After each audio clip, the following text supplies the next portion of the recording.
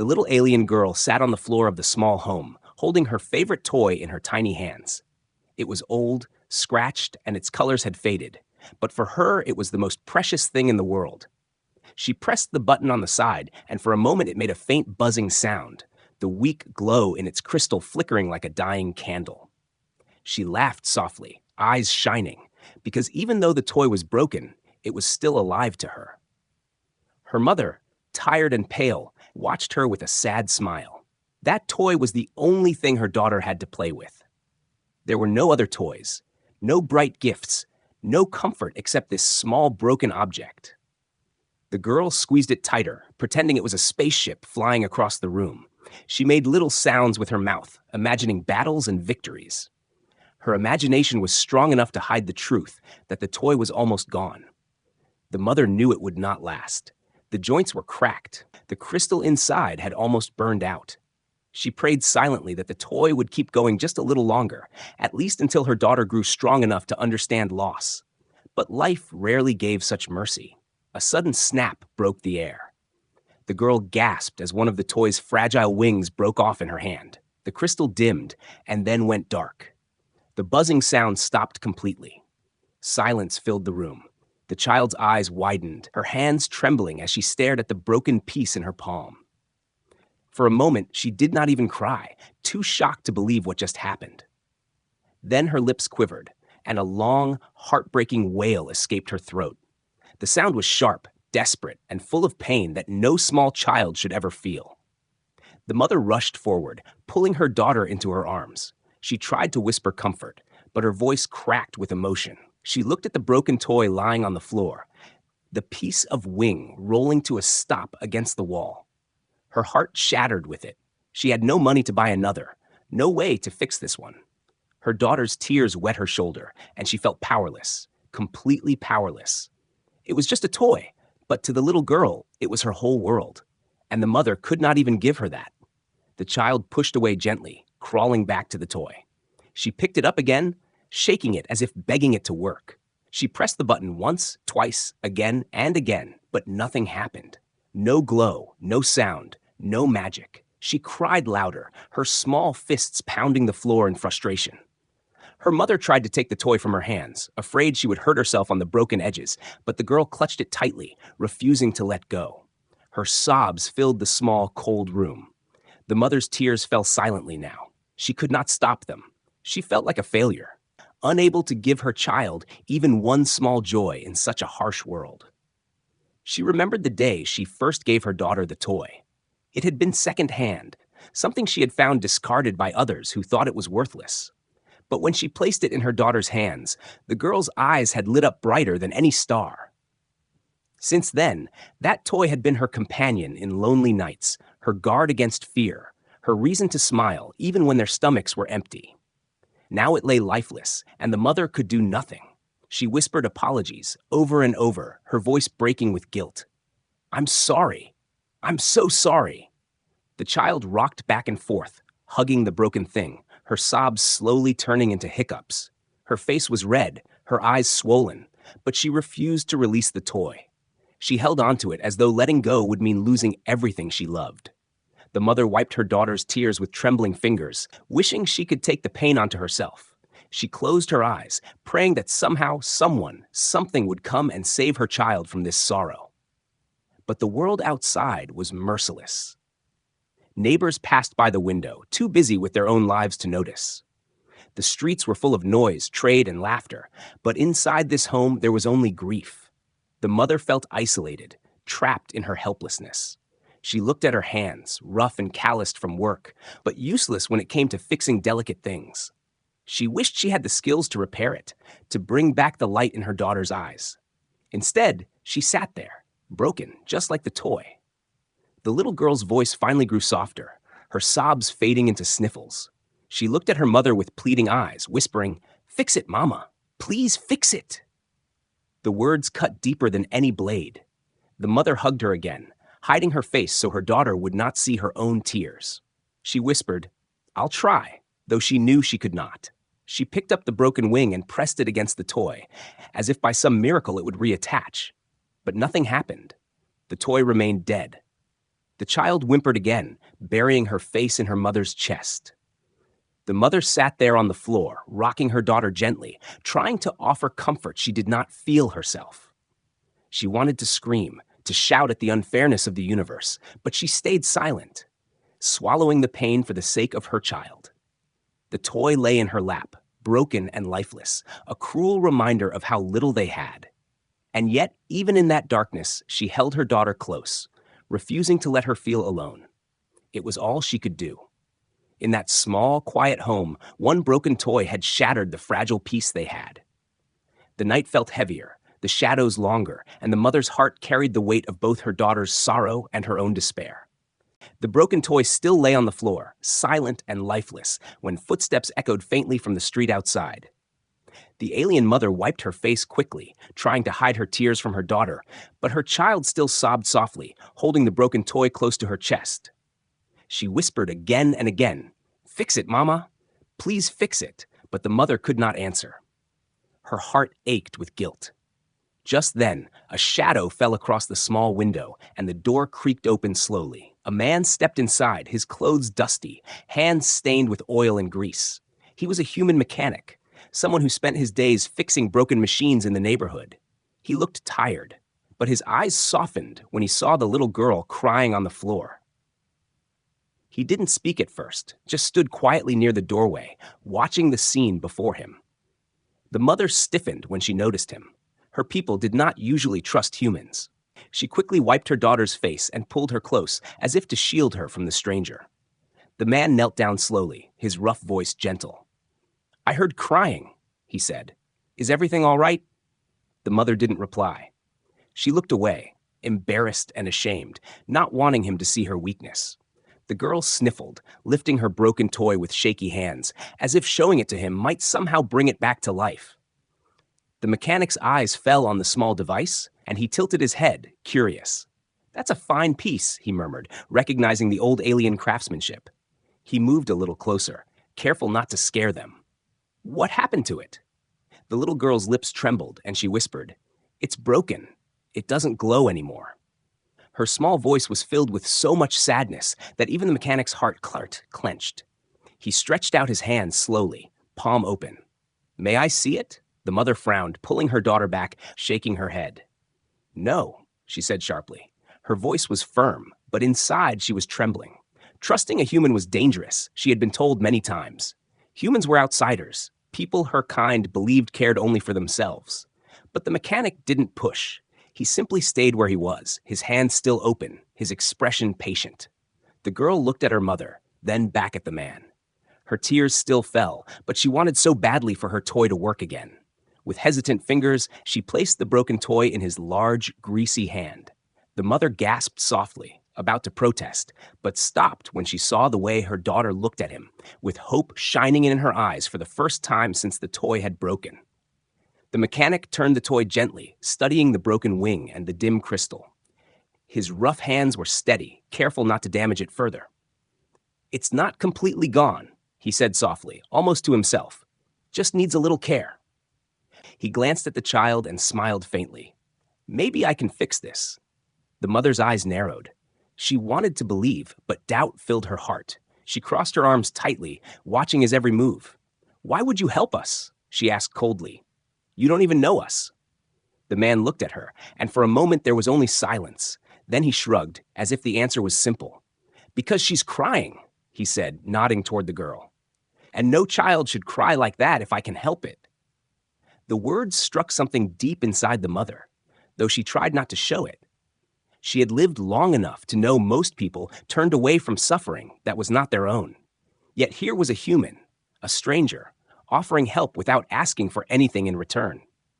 She didn't know if she could trust him, but she saw how gently he held the toy and how softly he spoke to her daughter. The girl sniffled again, crawling a little closer to him. "Can you really fix it?" she asked, her eyes wide with hope.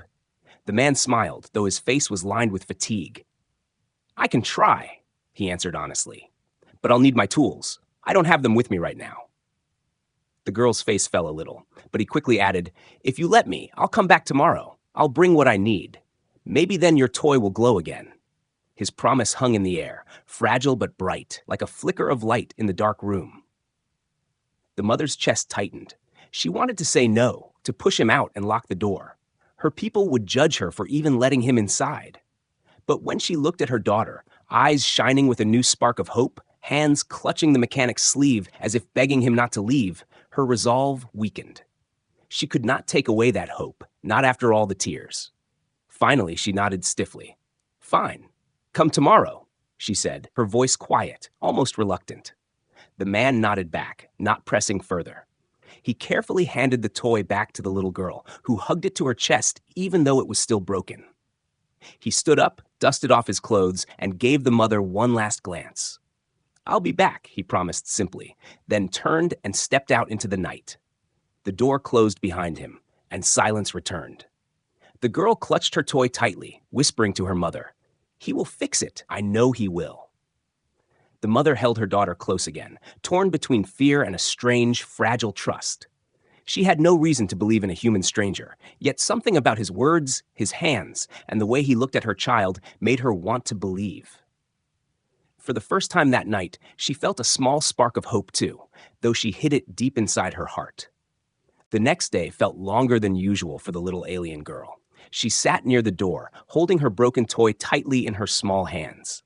Her eyes kept looking outside, waiting for the sound of footsteps. Every minute felt like an hour. She asked her mother again and again, "Will he come? Will he really come?" The mother did not know what to say. She wanted to protect her daughter from disappointment, yet she could not crush the hope in her child's heart. So she only whispered, "Maybe," though her own chest was heavy with doubt. The sun began to sink, the orange light painting the walls of their poor home, when finally there was a knock. The girl jumped to her feet, her face glowing with excitement. She ran to the door before her mother could stop her and pulled it open. The human mechanic stood there, carrying a small worn bag over his shoulder. His clothes were still dusty, his hands marked with oil, but his eyes carried a gentle warmth. "I told you I'd come back," he said softly. The girl's smile spread wide as she held up her toy to him. "Can you fix it now?" she asked eagerly. He stepped inside and gave her a small nod. "Let me see what I can do." He found a corner of the room and sat on the floor, opening his bag to reveal simple tools, screwdrivers, tiny wires, pliers, and a small lamp. The mother stood close by, her arms crossed tightly, watching every move with suspicion. But her daughter sat right beside him, her eyes following his hands with fascination. The mechanic handled the toy carefully, as if it were made of glass. He studied the broken wing, the dim crystal inside, and the loose circuits. "It's old," he muttered, "but not hopeless." He began to unscrew the tiny bolts, working slowly so the girl could see. The faint sound of metal clicking filled the quiet room. The girl leaned closer, asking curious questions about each tool. He answered patiently, explaining what each one did in simple words she could understand. After some time, he connected two small wires and pressed the button on the toy. For a brief moment, the crystal flickered. A weak light glowed inside, blinking like a star behind clouds. The girl gasped with joy, clapping her hands. "It's alive! It's alive again!" she shouted. Her laughter echoed in the room, filling it with a happiness the mother had not heard in so long. But the light quickly faded, the glow dying within seconds. The girl's smile wavered, her excitement falling into disappointment. "Why did it stop?" she whispered, her voice trembling. The mechanic sighed, wiping the sweat from his forehead. "It's still weak," he explained gently. "I've done what I can with what I have now. But it needs more work, maybe stronger parts. This was just the first step." The girl bit her lip, fighting back tears, but she nodded bravely. She believed in him, even if the toy wasn't fully fixed yet. She hugged it close to her chest, whispering, "Thank you. It's better than before." Her small words touched him deeply, though he hid it behind a faint smile. The mother, however, was torn. She had seen the flicker. She had seen her daughter's joy return, if only for a moment. Part of her wanted to thank the man, but another part of her wanted to tell him to leave, to stop filling her child with hopes that might break again.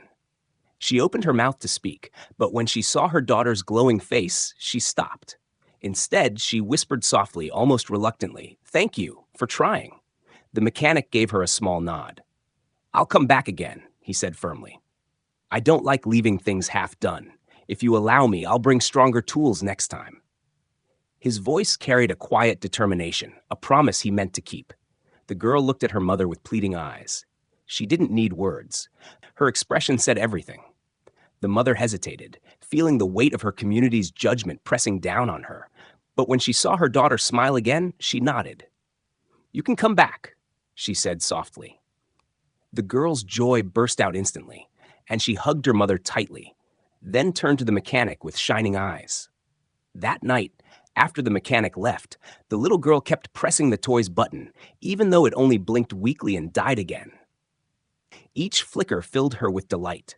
She danced around the room, pretending it was whole again. Her mother watched quietly, her heart caught between fear and hope. She still did not trust the human fully, but she could not deny the light he had brought into their home, even if it was only a small one for now. For the girl, however, that faint flicker was enough. It was a promise that the toy was not gone forever, that maybe tomorrow or the day after it would glow fully again. And deep inside, she believed the human would keep his word, because when he said he would fix it, his eyes had carried no lies. The morning was quiet, but inside the little home, the alien girl was already awake, holding her toy tightly, as if afraid it might vanish during the night. She pressed the button again and again, and every time the crystal gave a faint blink, her face lit up. She whispered to her mother with excitement, "He will come back. I know he will." He promised. Her mother tried to hide her doubt, but the child's joy made it impossible to silence her. Deep inside, the mother feared that the human mechanic might forget, or worse, that he had only said those words to comfort a crying child. Still, she let her daughter hope. Hours passed slowly.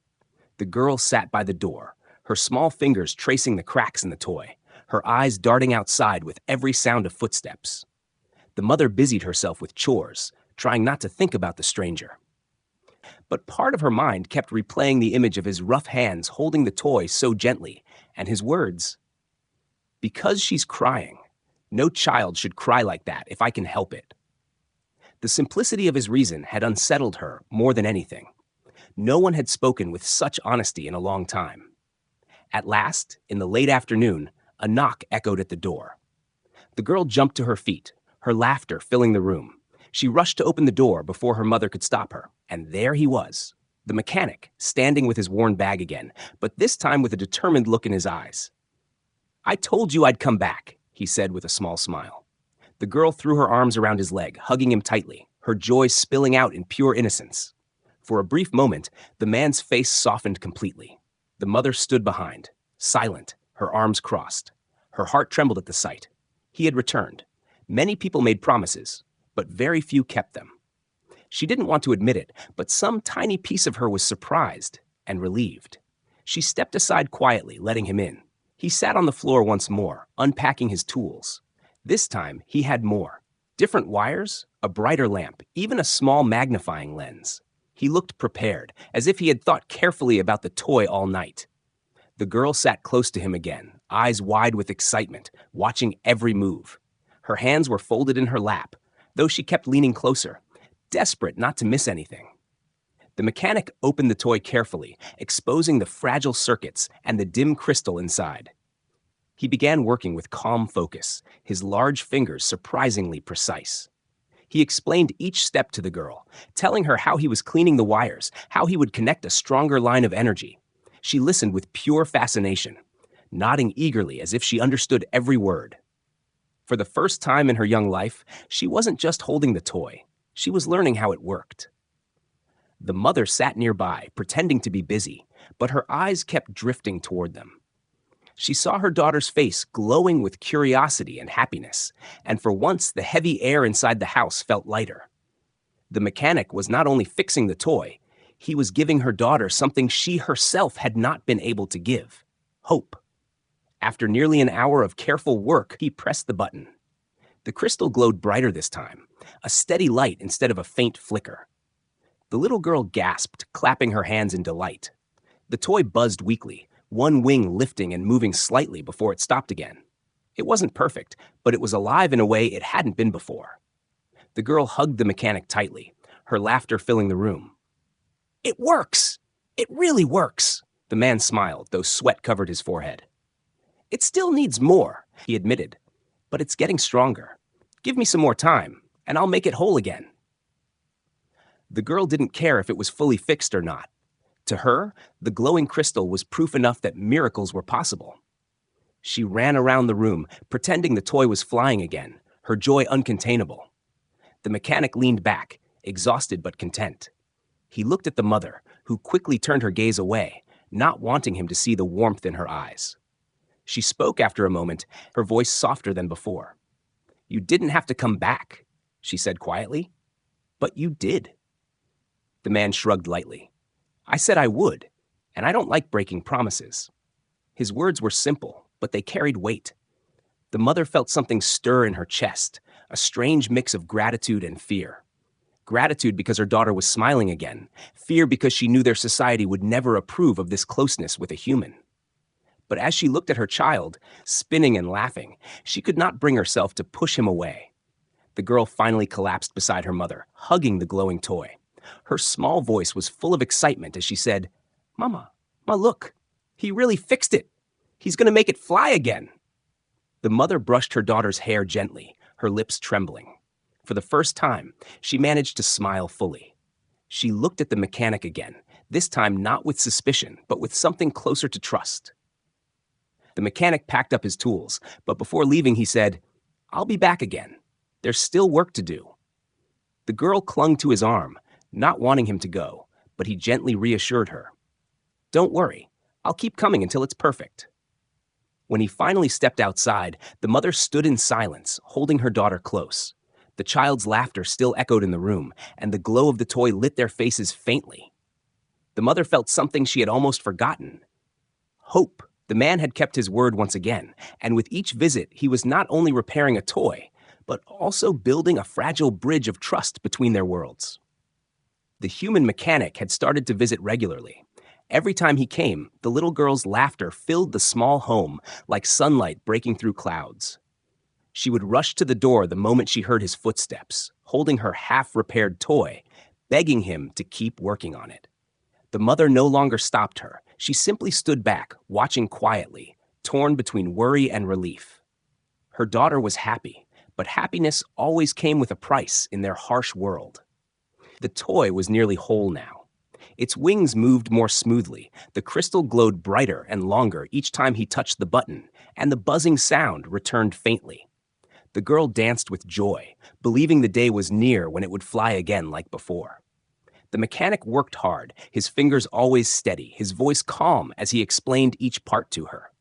Slowly, the child began to call him uncle with innocent affection. She trusted him completely, but not everyone was blind to his visits.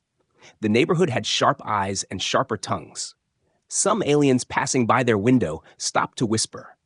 They saw the human enter the house again and again, carrying tools, speaking kindly to the child, staying longer than most would dare. Whispers spread quickly. By the market stalls, by the wells, in the narrow streets, voices grew low but cutting. Why is a human visiting her home? She must be desperate to let him in. Humans don't give kindness for free. What is he really after? The mother felt the stares. When she went outside to fetch water, conversations would stop mid-sentence. Eyes followed her with suspicion, some with open contempt. She pulled her hood lower, trying to shield herself and her daughter from the judgment, but words travel faster than footsteps. She heard them even when they thought she could not. She is letting her daughter play with a human. What example is this? Shameful. Each whisper struck her like a blade, and though she walked with her head high, her heart bled with every step. One evening, after the mechanic had left, a group of neighbors gathered outside her door. They spoke loudly enough for her to hear, their tones dripping with scorn. "He comes here like he belongs. She allows it. Imagine what their kind will think of us. It's dangerous. Humans are trouble." The mother stood inside, holding her daughter close as the little girl played happily with the glowing toy. She wanted to cover her daughter's ears, to shield her from the cruelty outside, but the child was lost in her own joy, too innocent to understand the hatred in those voices. That night, the mother could not sleep. She sat awake, her thoughts heavy. She remembered the tears when the toy broke, the emptiness in her daughter's eyes. She also remembered the joy when the human first made it flicker again, the way her daughter had smiled like the sun returning after a storm. But the cost of that joy was growing heavier each day. How long before the whispers turned to something worse? How long before someone acted on their words? She pressed her hands to her face, torn between the safety of her reputation and the happiness of her child. The next day, when the mechanic arrived, the mother hesitated to open the door. She almost turned him away, her hand trembling on the handle. But then her daughter cried out, "He's here! Uncle is here!" Her little feet rushed to the door, her eyes shining brighter than the toy itself. The mother's resolve weakened in an instant. She could not bear to take that light away. She stepped aside, allowing him inside, though her heart trembled with fear. He noticed her unease. As he worked on the toy, tightening a wire, he glanced up at her. "They're talking, aren't they?" he asked softly. The words froze her. She didn't answer, but her silence was enough. He sighed, focusing again on the toy. "Let them talk. I'm not here for them. I'm here for her." He nodded toward the child, who was smiling so widely it seemed she had forgotten the world outside existed. The mother's chest tightened. She wanted to believe him, but the weight of society was heavy. Could kindness really stand against that? She sat quietly, listening to her daughter's giggles as the toy's wings fluttered for the first time in months. For a brief moment, she forgot the whispers. Later, when the mechanic left, she stepped outside to watch him go. A neighbor stood across the street, arms crossed, glaring openly. The mother met the stare, her own eyes filled with a fire she hadn't felt before. For so long, she had bowed her head in shame, but tonight, something stirred in her. She turned away without a word, walking back inside with her daughter's laughter echoing behind her. Inside, the little girl hugged her toy, whispering, "Mama, he's making it alive again. Soon it will fly." The mother knelt beside her, brushing her hair gently, her eyes misty. She whispered, "Yes, my child, soon." Her voice was heavy, not only with hope, but with the quiet fear of the storm gathering outside. She knew the world would not let their fragile peace last. Yet, in that moment, she chose silence. For one more day, one more night, she let her daughter's joy win over the cruelty of others. And so, while the toy grew stronger, so did the conflict within the mother's heart. The whispers outside grew louder, but so did the sound of her daughter's laughter. And each time the human knocked on the door, she faced the same impossible choice: protect her daughter's happiness or shield her from a world that despised it. The day came when the mechanic finally brought something different in his bag. He carried a small, shining piece, something he had taken from a broken engine he had repaired earlier that week. He held it carefully, almost with pride, and when he showed it to the little girl, her eyes sparkled brighter than the toy itself. "This," he said softly, "will give your toy a heart again." The girl clapped her hands in excitement, while the mother stood silently at the corner, her arms crossed but her heart beating fast. He laid out his tools, set the toy in front of him, and worked with more care than ever before. The girl sat beside him, whispering questions, touching his arm every few seconds, asking if it would work. He nodded each time, focused but smiling. The mother, though silent, kept watching. She no longer told him to stay away, but she still felt the heavy eyes of the neighbors pressing on her from outside. She could almost hear their voices, even though no one was speaking now. Still, she did not stop him. The mechanic unscrewed the back of the toy, carefully sliding out the dim crystal that had lost its energy. He replaced it with the new piece, attaching it to the wires with slow precision. His rough fingers moved gently, like a craftsman repairing a priceless treasure. Sweat gathered on his forehead, but his eyes never lost their focus. The girl leaned so close that her breath brushed against his arm, waiting, waiting, waiting. Finally, he pressed the button. For a second, nothing happened. The room held its breath. Then suddenly, the crystal burst into light, brighter than it had ever been. A warm golden glow filled the room, spreading across the walls. The toy buzzed loudly, its wings moving smoothly, almost ready to lift. The girl screamed with joy, her laughter filling every corner. She hugged the mechanic tightly, almost knocking him off balance. "It's alive! You fixed it! You fixed it!" she shouted, spinning around with the toy in her hands. The mother's eyes grew wet with tears she didn't want anyone to see. She turned her face away, but inside her chest, something heavy broke free. She had seen her daughter cry for nights, whispering for the toy to live again, and now she was watching her child glow with happiness. She whispered quietly, so softly that even she could barely hear it. "Thank you." The mechanic looked at the girl, his face softening. "It's strong now," he said, "but you must take care of it. No more dropping it, all right?" The girl nodded eagerly, hugging it as if she would never let it go again. She then looked at her mother, smiling so wide her cheeks hurt. "Mama, look, it's alive again. He did it." The mother nodded, brushing her daughter's hair, unable to hide her trembling lips. "Yes, my love," she whispered, "he did." But happiness always brought shadows. That night when the mechanic left, two neighbors stood at the corner of the street, watching. Their eyes were cold, their voices hushed but harsh. The mother saw them. She pulled her daughter inside quickly, shutting the door, her heart racing. She knew the gossip was turning sharper, cutting deeper. The whispers would not remain whispers for long. They would soon become accusations, maybe even danger. But as she looked at her daughter playing joyfully with the toy, glowing in the dim room like a star, she forced herself to smile back. For that moment, she chose her daughter's joy over her fear. Days passed, and the mechanic continued to visit. Each time he came, the girl's laughter rose high, like bells ringing. She began to follow him around as he worked, copying his hand movements, asking him to explain every tool. She even tried to use a small screwdriver once, her little hands clumsy but determined. The mechanic laughed softly and guided her hands, teaching her how to twist it carefully. The mother watched them, a strange warmth growing in her heart. She had not seen her daughter so alive in years. But one evening, when he arrived, something different happened. The street was not quiet.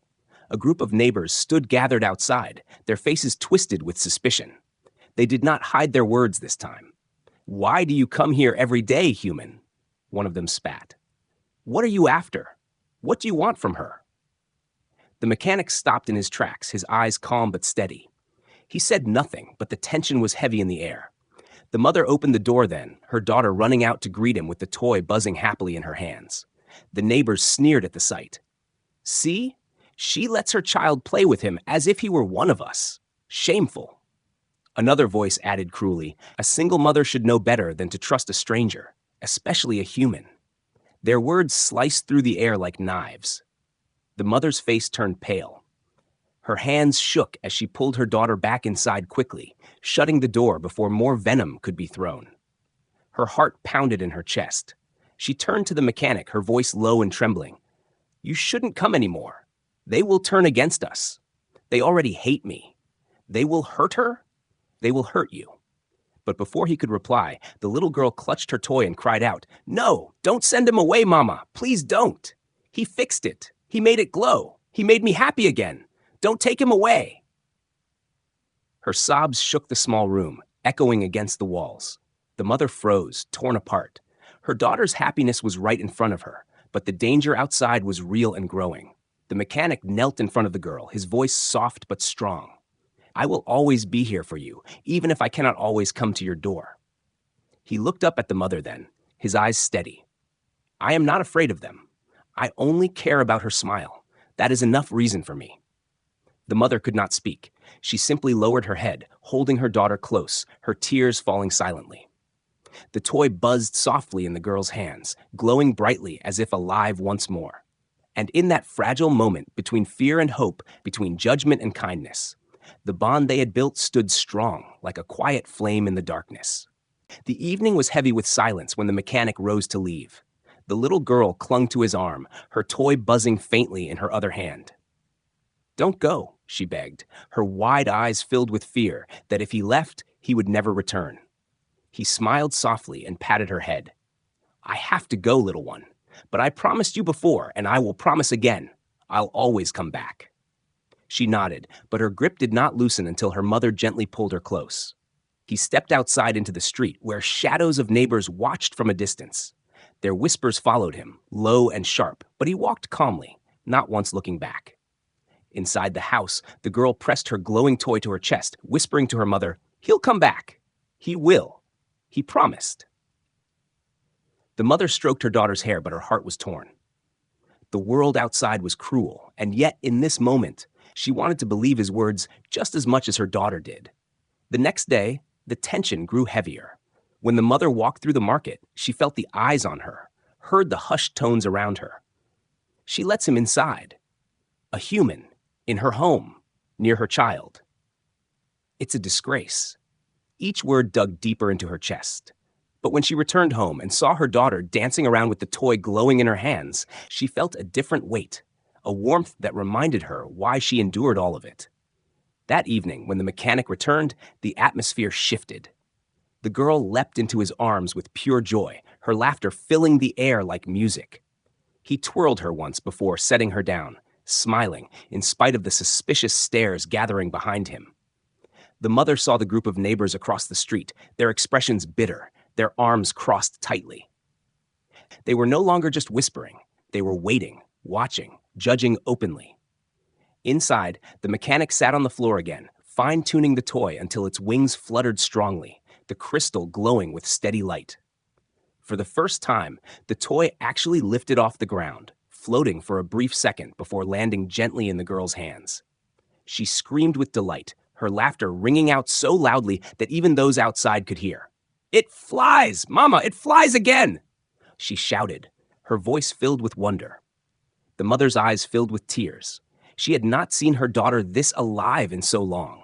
She pressed a hand over her mouth to stifle a sob, overwhelmed by both joy and fear.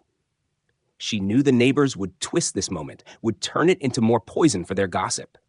Yet how could she deny the sight of her daughter's happiness? How could she deny the truth that this human had given them both more than anyone else had ever offered? When the mechanic stood to leave, the girl clutched her toy and wrapped her arms around his leg again. "Don't go, please," she whispered, tears welling in her eyes. He knelt, cupping her cheek gently. "I'll always be here, even if you don't see me every day. You remember that, all right?" She nodded through her tears, clutching the toy as if it were her lifeline. As he walked to the door, the mother suddenly spoke, her voice trembling but strong enough to carry. "Wait." He turned, meeting her eyes. She stood tall, her daughter in her arms, and for the first time she did not hide her feelings. "They will hate me for this. They will judge me. But you gave her joy when no one else did. You gave her back her smile. For that, I cannot let them drive you away." The mechanic looked at her silently, his face calm but his eyes deep with emotion. The girl pressed her toy against her chest and whispered, "Mama's right. You're our friend. You're family now." The door creaked open behind him, and voices from outside called harshly. "Why do you let him in? He doesn't belong here." "You shame us all." The words grew louder, filled with anger. The mother stepped forward, holding her daughter close, and faced the doorway. Her heart pounded, her legs shook, but she spoke clearly, her voice cutting through the noise. "This human gave my daughter joy. He gave her hope. None of you did. So if you call it shame, then I will carry it proudly." The crowd outside fell silent for a moment, stunned by her defiance. The mechanic stood quietly, watching her with respect. The little girl buried her face in her mother's shoulder, whispering softly, "Don't let them take him away, Mama." The mother stroked her daughter's hair, her eyes still locked on the crowd. "No one will take him away from us," she said firmly. The neighbors muttered, their anger still heavy, but none stepped forward. Slowly, one by one, they drifted away, their whispers fading into the night. The mechanic exhaled slowly, then turned back to the mother and child. "You didn't have to do that," he said softly. She looked at him, her eyes wet with tears but blazing with strength. "Yes, I did, because she needed me to, and because it was the truth." The little girl lifted her head then, her toy glowing warmly in her hands. She smiled through her tears, looking at both of them. "We're not alone anymore," she whispered. In that quiet room, lit by the gentle glow of the toy, something stronger than fear took root. It was not just trust, not just gratitude, but something deeper. A bond built out of kindness, courage, and the laughter of a child who had once cried over a broken toy. The world outside would still judge, still whisper, but inside those walls, hope lived again. And that hope, fragile yet unbreakable, was enough to change everything.